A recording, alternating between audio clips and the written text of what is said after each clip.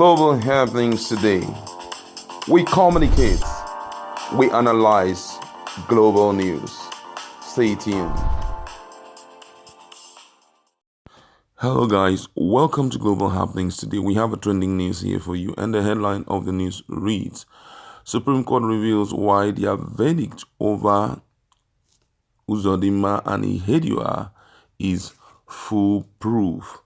But before we continue with details of the news and further analysis, we'd like to encourage you to please subscribe to our channel by clicking the red subscribe button and also on the bell icon so that you can get notification anytime we publish our videos on YouTube. All right, let's look at the news in detail. The Independent National Electoral Commission (INEC) had declared Ihedioha of the People's Democratic Party (PDP) as candidate with the highest number of votes in March 8 election, but Uzodinma challenged that decision from tribunal till the Supreme Court. The Apex Court had annulled the victory of Ihedioha, candidate of the PDP, affirming Uzodinma, his All Progressive Congress APC rival, as the duly elected governor. The judgment has sparked different reactions as the full content of the verdict was not made public. But in a copy of the judgment obtained, the Apex Court said while INEC argued the document tendered by the APC candidate were falsified, it could not establish enough evidence to prove this. The Supreme Court says it admitted election materials that Uzodinma and the police tendered in the appeal against Imo governorship election results because the Independent National Electoral Commission (INEC) and Emeka Ihedioha failed to disprove them. According to them, they said Uzodinma's main argument was that his vote from 388 polling units were excluded at the collation stage. To argue this, he tendered some election materials, including documents said to be duplicates of the original election result. In the judgment, the Apex Court said, having pleaded that the documents are false, the respondent made allegations of criminal nature against the appellant. They were required to plead the specific element of fraud and lead evidence showing the genuine result. Not only must the allegation be proved beyond doubt, it must also be proved that the appellant personally committed forgery or aided and abetted the commission of the crime, or that they procured the commission of the crime through their agents or officials. Although they relied heavily on the assertion that exhibits PPP-1 to PPP-366 were fake, no evidence was adduced to prove the assertion at all, let alone beyond any reasonable doubt. On admitting the documents submitted by police, the appeal court had in its ruling held that the election document tendered as exhibit by PW54, a deputy commissioner of police, cannot be admitted as evidence. But the Supreme Court overruled the lower court. It agreed with Uzodinma's counsel that, contrary to the decision of appellant court, the document tendered being duplicate originals do not require any certification. The tendering of exhibits PP1 to PP366 through PW54 was to show that the scores recorded therein were excluded from the forms EC8B, word collation results. The respondent failed to prove that the documents were fake or forged. All right, thank you very much. And this is the first time we are hearing in detail some of the things that we consider to, had created the, discrepancies in the result or in the verdict. Before now, Nigerians were wondering how a fourth position person can move to first position.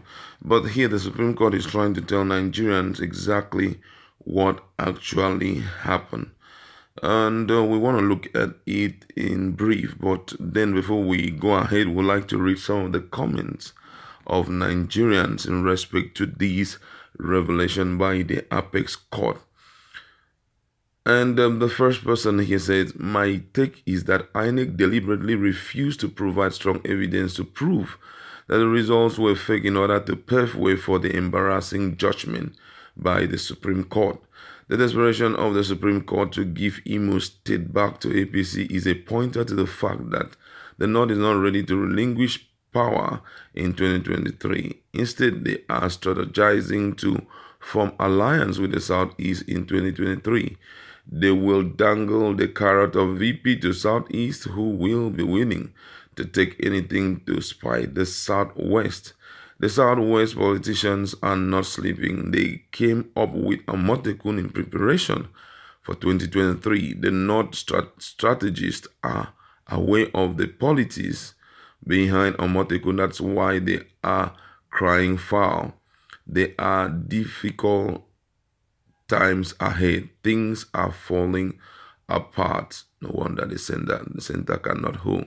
All right, let's consider another one here. This one said INEC has the constitutional power to conduct election and not the police or any other body. Any result that didn't emanate from INEC shouldn't have been admitted, let alone anyone proving it. The header CGN and co are disgrace to modern day judiciary and should be sacked and locked up. Another person here says INEC, which conducted the election, said the result is fake with evidence, but the Supreme Court, which had no business in the election, said it's not fake and the evidence submitted would not stand even with vote count more than accredited voters. Supreme ice cream indeed. Supreme ice cream. And the last one we're going to take is from this responder. He says, more questions than answers. The custodian of sensitive material declared that the said result didn't emanate from them. Why not cancel and order a rerun? Then how did the Supreme Judge know that the result was original and went ahead using bogus figures more than accredited over accredited voters? Sadly, fraud is gradually being legitimized. All right, that's the we can take from the comment of Nigerians, and it makes a lot of sense. Now, looking at what they have presented, because before now, the judgment was not made public, as I did say, but now they are now coming up trying to show why no one can disprove them, why no one can stand against the judgment, and why they don't have any reason to review the judgment. And their reasons is that the evidence that were brought before them by Uzodinma and some other elements in the society like the police and all of that, that INEC did not come out plain to tell them that actually these stuffs were fake. That is what they are saying. But I still remember that after all the verdict and the trouble started and people started ranting online, someone, INEC came up and said that irrespective of what the what the verdict of the judgment is, that their own result still stands as being valid. But the big question that Nigerians are yet to understand is, why didn't INEC come out plain to disprove what was brought before the Supreme Court? Why were they quiet? And that points us back to what one of the respondents said, and he said that the truth of the matter is they didn't want to, because they know where who was behind the whole stuff. That's the Supreme Court verdict. So they didn't want to rubbish it, and that's why they remain very silent. And that goes to show that the so-called INEC, that's Independent National Electoral Commission, is actually not independent as we expect, because it is at this point that you need to prove that your extent of being an independent parastatal. It's not just, he's not a product of the presidency or something. It is engrafted into the constitution that we must have an independent body that conducts election in Nigeria, which goes to tell Nigerians that, hey, this body has the power or have the power to do things the way they ought to do, as far as they are following their laid down rules and procedure. And if you feel that whatever that was brought before you was not right enough, why didn't you talk? Look at now, as much as Nigerians know, this cannot be used as judicial precedent. That judicial precedent is, something that can be referred to, a judgment that can be referred to in the future. It's so bad that this cannot just be accepted. Because number one, the appeal court looked at it and they said, no, this is not valid at all. the High Court before then had already looked at it and say, this thing that you have brought up is not valid. And even according to the information we had, that some persons who were, part of the whole thing that happened in Imo State said that whatever document that he came up with, that actually they were not from INEC. But he still kept emphasizing that they were from INEC. So can you now deduct the results from other people so that you can balance the equation? Of course, that's what they did not do. So irrespective of the fact that Supreme Court are saying that their own verdict were actually okay for the both parties, but Nigerians still have some unanswered questions which they are really avoiding. Well, it's rather unfortunate that INEC, that's supposed to be very independent in all their attributes, have shown great signs of dependency on the ruling party, whether you like it or yes. Sometimes you don't like the truth, but actually that's the bitter truth. INEC is truly not independent. They should have made it dependent National Electoral Commission, not independent, because they are truly not independent. But I would have expected them to, prove their name. I would have expected them to, this is the opportunity they have to clear their names once and for all, and let Nigerians know that your hope and your trust, the trust you gave to us to run a free and fair election is not in vain.